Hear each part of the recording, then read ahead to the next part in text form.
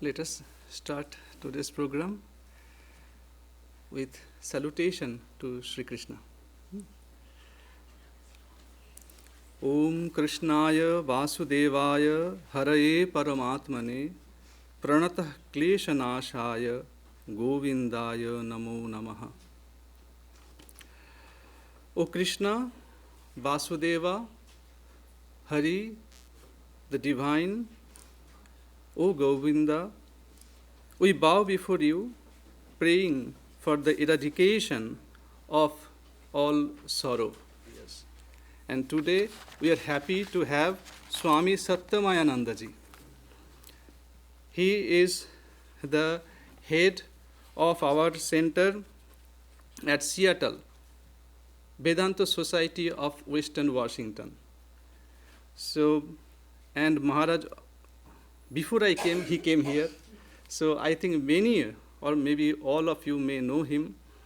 So Maharaj joined at Advaita Ashrama,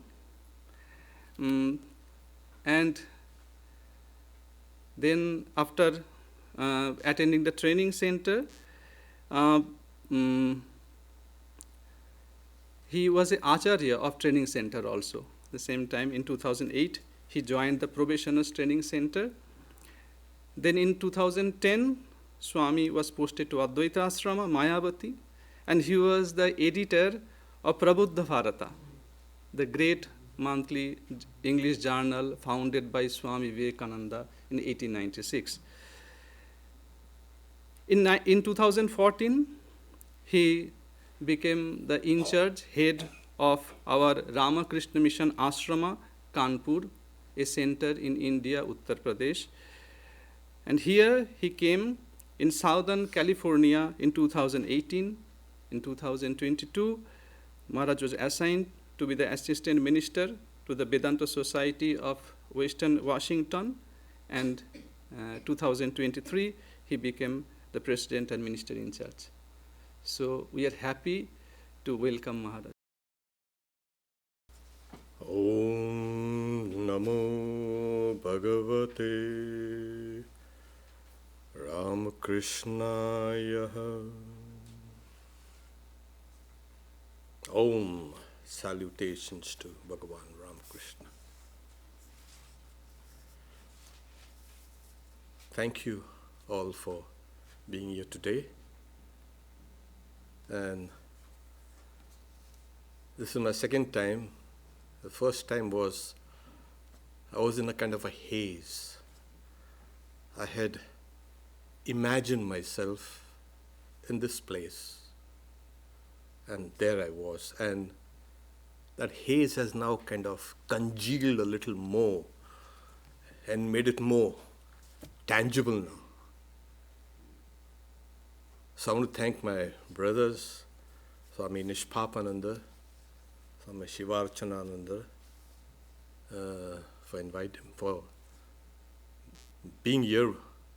Swami Chetananji had called me up a couple of months ago and said, why don't you come and speak on Sri Krishna? I said, well, I've had a long association with him. Whenever he used to come to India,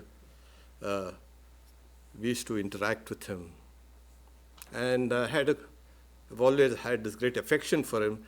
Besides his great contributions to this literature, amazing literature. I mean, the intellectual stamina that he has is, I feel kind of diminutive at times. So thank you for all the chanters and the singers, and it put us in that right mood. Not really outside and not really inside, but somewhere on the threshold. So the topic is Sri Krishna, embodiment of perfection. That has been the dream of everyone, to be perfect. And we know how woefully inadequate we are. The drive to perfection, some scholars say, is just that old instinct for survival. There are those who won't agree with that. They're saying, no, it's something to do with dominance. We want to dominate. Okay. We want to excel. And that's what leads us to perfection. You will have hundreds of arguments. What drives us? But that's a basic human nature. The ontological explanation is better. We are embodied. And there's something in that embodiment which seeks perfection.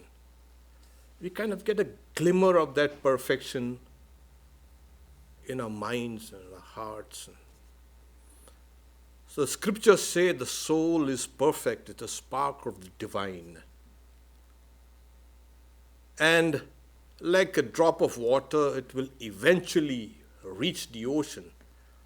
So the soul will move towards perfection. It's latent in us, and that's where the drive for perfection comes.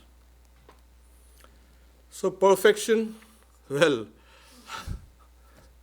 having all the characteristics and all the required elements and qualities which we know, however much we try, we'll always fall short. We also know that the world is imperfect. The bodies are imperfect. Lives are imperfect. The world is imperfect. And yet we want a perfect body and a perfect life and a perfect relationship. It never happens. It's paradoxical. But there is something that is intangible, but it can be grasped. And this was first noted by Plato in his theory of forms. The idea is forms represent the abstract ideal molds rather than the actual things themselves. In short, the idea of something is more perfect than the tangible thing itself. He spoke about the realm of perfect forms, perfect circles, perfect things. And this world is nothing but a kind of a reflection. And you all know the analogy of the cave that he gives. This perfect form reflected in this world becomes imperfect. And that is that old, you can say, thing that we all embody. It is called the theory of forms. In fact, the Greeks had this idea of the logos. The logos is, later it was translated by St. John into the word. Logos is, it's a cognate in Indian philosophy is nada, brahmanada, or shabda. The word is shabda, word. So maybe St. John translated, in the beginning was the word. Word means shabda. It's a logos.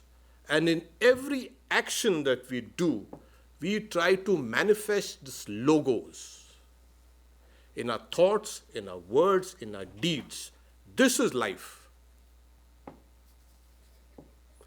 And innately we know that that is perfection.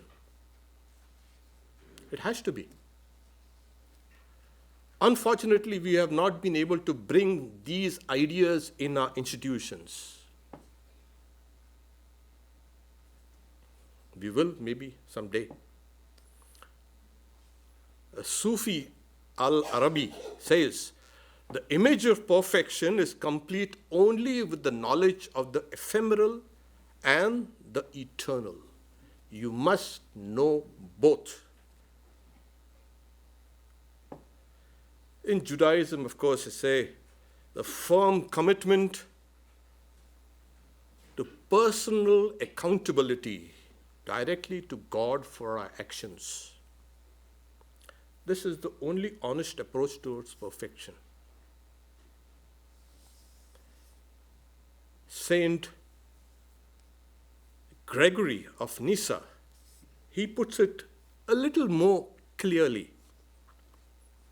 Perfection lies in the total transformation of the individual. She or he must live, act, and essentially be all that Christ was. Meaning that as Christ was God, manifest in human form, completely free from evil, so too the Christian individual must sever all evils from their being. So we get this idea. Religions are speaking about perfections. In Buddhism, of course, you say there is suffering, there is a cause of suffering, there is a way out of suffering. It's called the Four Noble Truths. Chatvari Arya Satyani. And he gives a the only way of perfection is through these four noble paths. And the goal is nirvana. It's simple. And the Buddha says, this does profit, has to do with the fundamentals of religion, and it tends towards nirvana.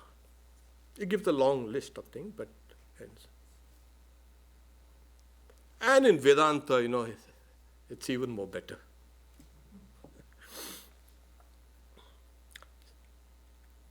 Saying, we all chant this. That is full. It's not full. It's purna. It's complete. It's perfect. That is perfect. This is perfect. This has emerged from that perfection. And we'll go back into that perfection. So it's perfect. And why do we see this imperfection? That's what Vedanta says. That is due to Maya. There. It's a kind of a veil. You're seeing perfections imperfectly through a veil. So, that's good. And what do? This individual consciousness that is there has to be dissolved in the universal consciousness. We will see what are the characteristics of perfection. You cannot have a small thing as perfect. It has to encapsulate the whole. Otherwise, this is the perfect phone. You'll get another guy making a better phone, and you'll get another guy making a better phone. It's like a wild goose chase. With perfection? Yesterday I was in Kansas City and I had given an example. When you can see an ocean in a drop of water, you have attained perfection. It's called Bindu Me Sindhu. You'll see whole. You will see the whole in the part. It's always. Are they compatible? Oh, yes. Swami Vivekananda, in one of his notes, when he finishes meditation there in Almora, India, and he's writing to his brother disciples, he's telling him, Ganga, one of my greatest problems in my life has been solved under this peepal tree. I have seen the universe in an atom. The microcosm and the macrocosm are built on the same plan. This is perfection. When you can see in the microcosm, within yourself, the universality that's there, that is perfection. We are running after a perfect mind and a perfect body. Don't be that. Because these are the transient things. These are the changeables. And anything that is transforming itself, changing, can never be perfect. And that's the reason why we are running around seeking perfection instead of going back into our own hearts. In our order, it has become diluted a little more these days. And the elders, the seniors, used to scold us for any kind of error, mistake, infraction, anything. Unwarranted scolding. And why? They used to give the excuse, oh, no, this is for your good. Doesn't seem like it. It's to make you good, it's make you perfect. Going to wear out your karma. Oh, really? Go ahead. But we understood the motive behind that. These days, the monks are coming in, they're kind of very sensitive. Oh my God, you tell them something and they've got a big black cloud over themselves. That was the tradition in the senior. For no reason, you keep something which is here, you're getting a scolding. Yeah. And they got it from Sri Ramakrishna, you see. Sri Ramakrishna was very strict. He was methodical, organized, and so when you're going towards perfection, you become very precise, very exact, very methodical, both inside and outside. So much for. Another thing that we have the idea that, perfection. I want to break some of your illusions about perfection, okay? Perfection is very dynamic. It's not static.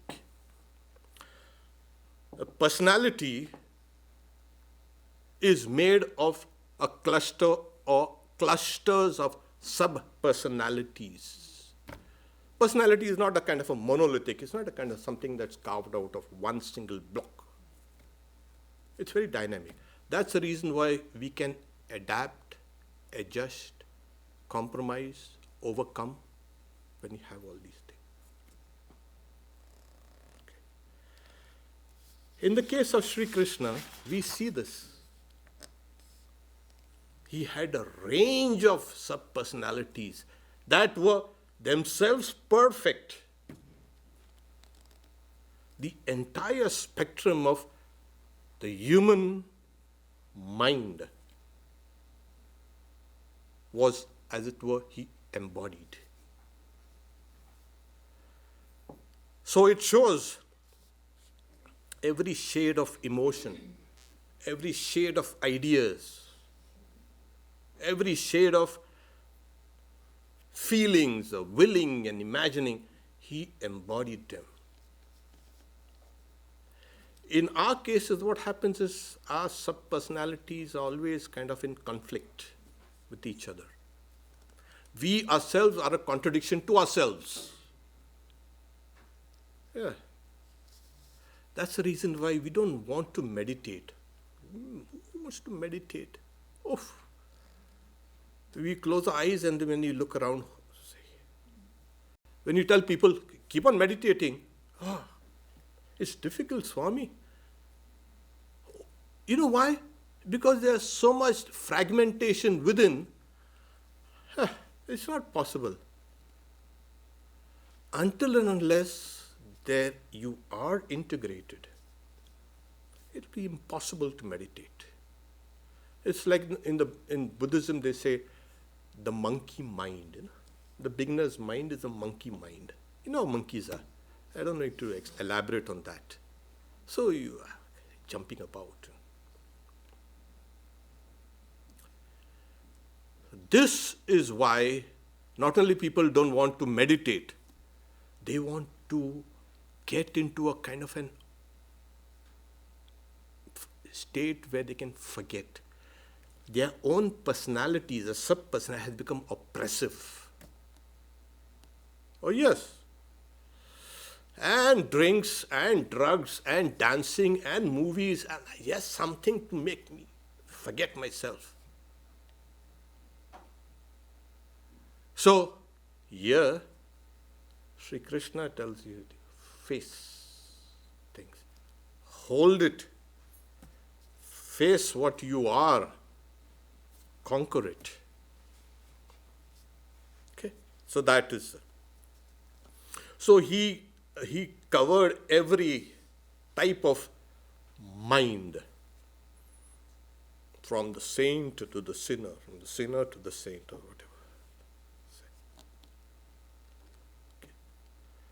The next, I just briefly mentioned that perfection means it has to be universal. It has to include everybody.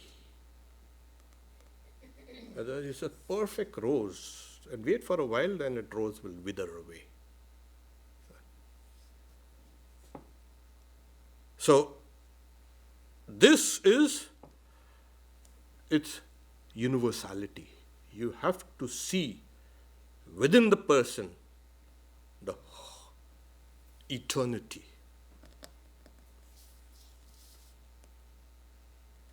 The third, you can say, quality of perfection is it transcends time. We had a beautiful chanting of the Bhagavad Gita. Oh, by the way, if you want to a manual for perfection, that's the Bhagavad Gita. There is no other book that lead you fast towards perfection than the Bhagavad Gita. So, it transcends the past, present, future. You can, it was perfect then, imperfect now. That then it was never perfect in the past. So, Sri Krishna's teachings transcend times, and as Swami was saying, kind of transcends culture. It's for everybody, for all people. In the past, there were some people, they spoke some certain things and which is relevant today and which will be relevant even in the future. That is perfection. So, we have the way he treated everybody, Sri Krishna. You see him in various roles. And here he's playful, and yet he's a hero, he's a kingmaker, he's a statesman, he's a friend, he's a lover, he's everything. How could one person embody everything and show its very ideal nature? Like what is a friendship? He showed the very crest of what friendship can be, or what love can be, or what heroism can be, or what a king should be, or what a kind of a son or a husband. Everything he showed the very epitome of these emotions and these ideals. So he brought everything together. Can you imagine how vast this person can be there? And we had a beautiful description of Swamiji saying he is perfectly calm in the midst of, it was in the din of war, to stay calm is astounding. With all the noise and the cacophony and the horses, and in the old days you had the shields and swords, and this person is calm, planning things out. That is what he was. A perfect yogi, a perfect bhakti yogi, a jnani yogi, everything there. Then we have the idea of perfection also, the impact on society. Oh, it impacts me and it impacts my friends. No. If you are perfect, you're going to impact the entire world. Everybody. Otherwise, perfection is for all time. As I said, it transcends time. So this is what his personality was. We just can't kind of box him into, this is, his Rasa Leela, and he used to play the flute, but everything is so symbolic. He's playing with these milkmaids and attracting them with his music. It's nothing but he is the supreme soul. He's attracting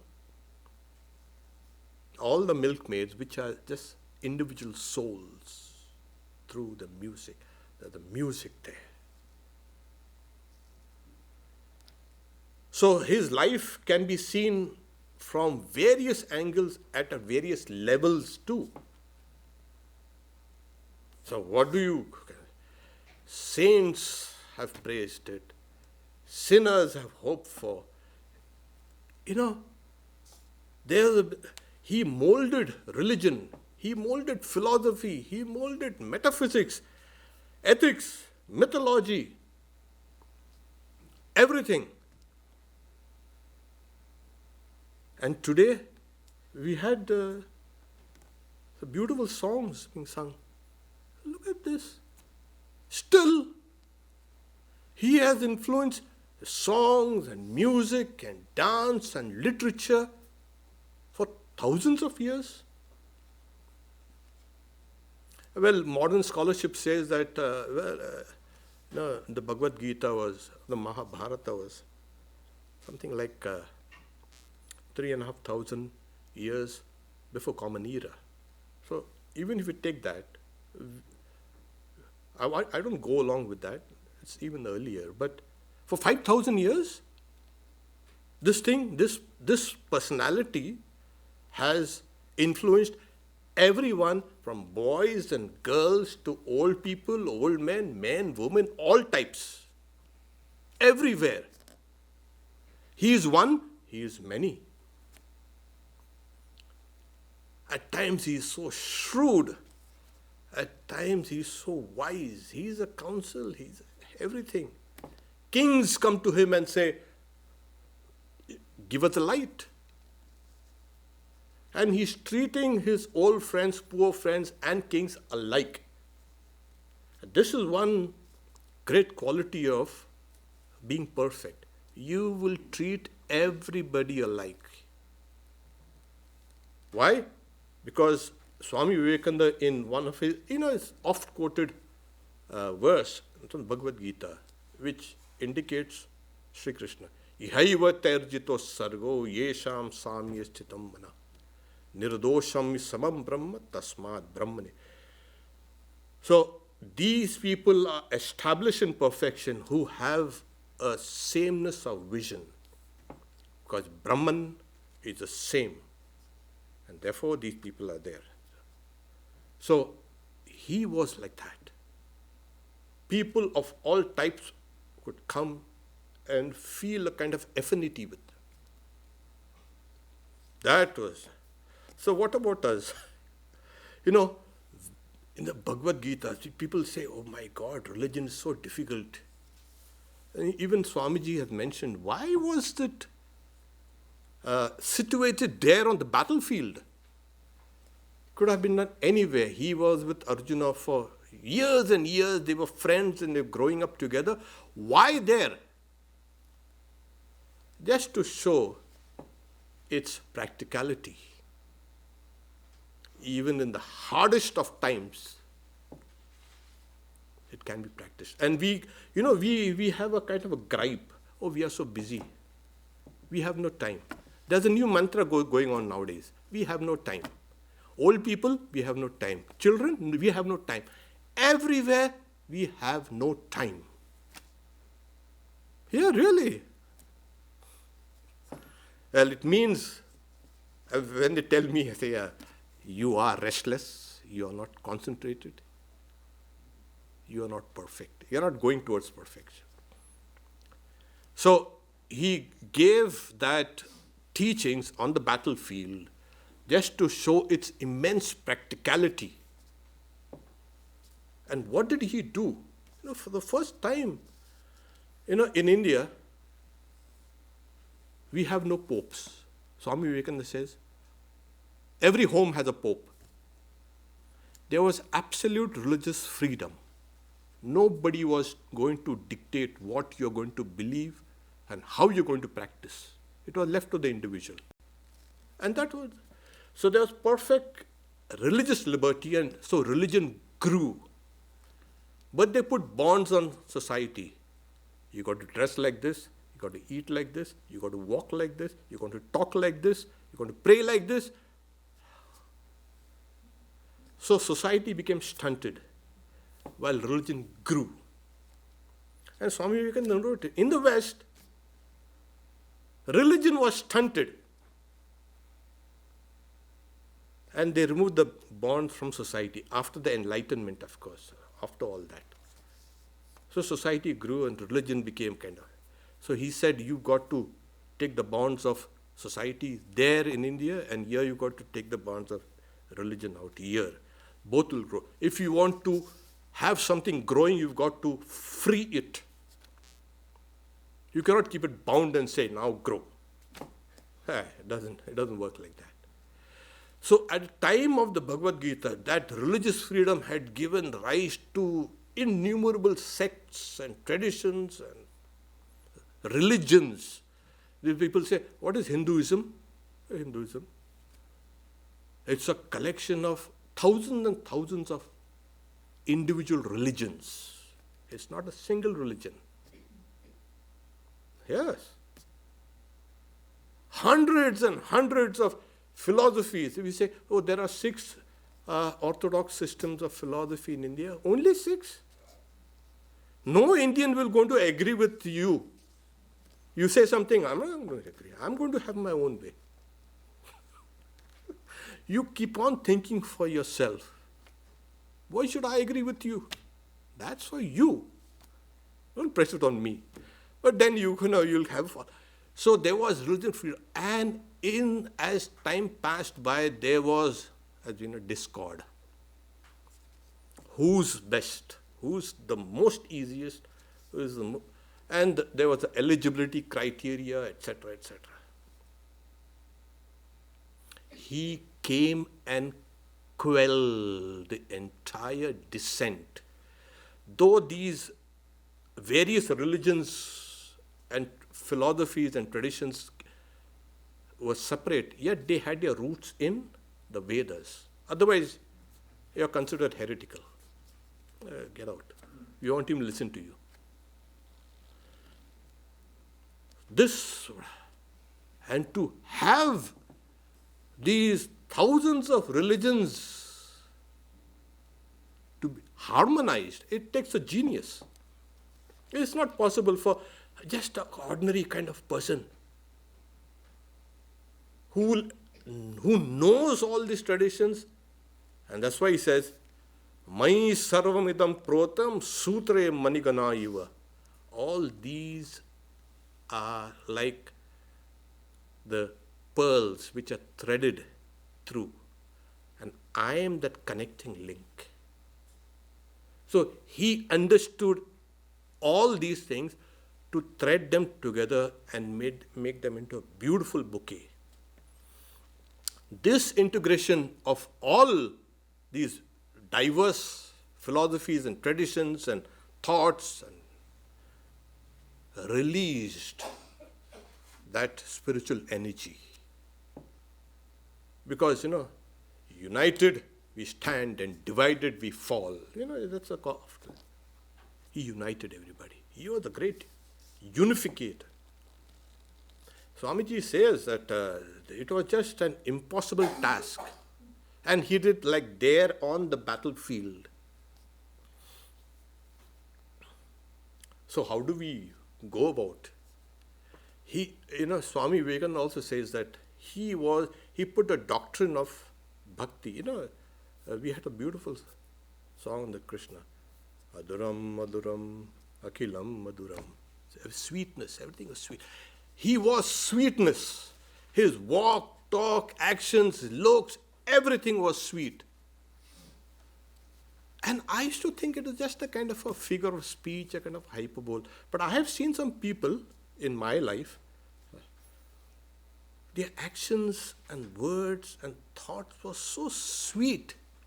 It just, as they say, oozing with sweetness. I say, if these people could do that, imagine Sri Krishna. He was a sweetness. Because perfection has to be sweet.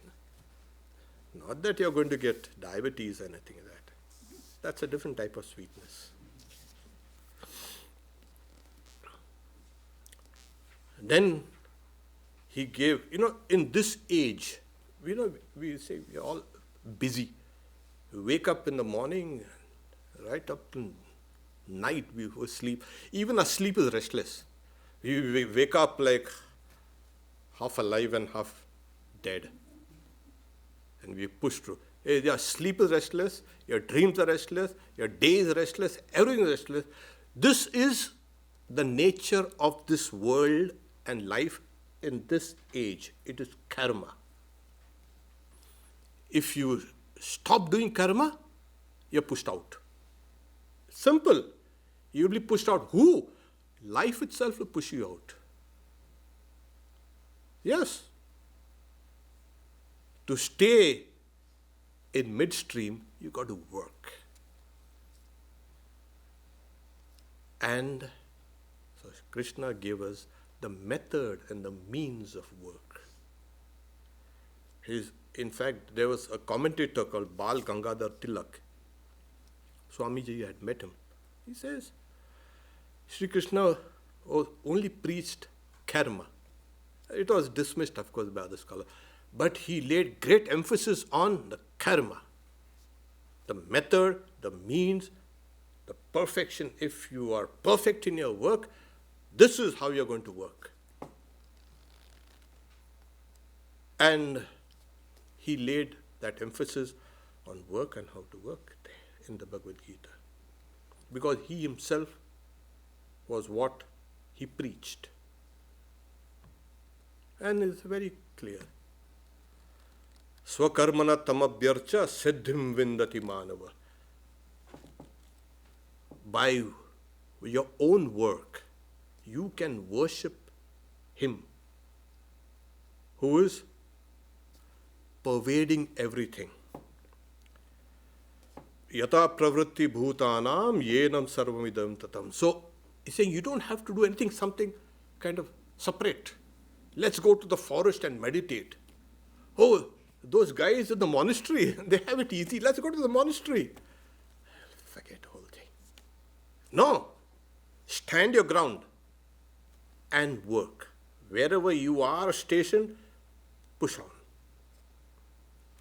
Because it is true karma that you will get knowledge. You see, we have a strange idea that karma is separate and knowledge is separate and devotion is separate. No. He himself says, Sarva karma kilam partha jnani. Every work ends with knowledge. Everything is an experience. So when you work, you get knowledge. And that collective knowledge will lead you to worship the one which pervades everything. That Supreme Soul. So it is through karma that you can attain that which pervades everything. And that's the reason why Swami Vijay also, he emphasized this karma. Whilst during his itinerant days, he saw a monk, he was covered with his chadar and meditating, but he had fallen asleep and he was snoring. So, Swamiji is telling his brother disciple, put that rascal's shoulder to the plow. Let him do something useful, sitting down and sleeping. Not only is he snoring also to glory. He has emphasized this. Karma Yoga is just classic. So this is how we see. Okay. I've just gotten midway actually. No, I'll try to kind of finish it fast and okay. Now the moment you say, okay, we are going to strive for perfection, don't be under an illusion. Sometimes it takes years. Years of concentrated efforts. And that's why when you talk about perfection, you automatically bring in the idea of reincarnation. Bahunam janmanam anti, at the end of many, many births.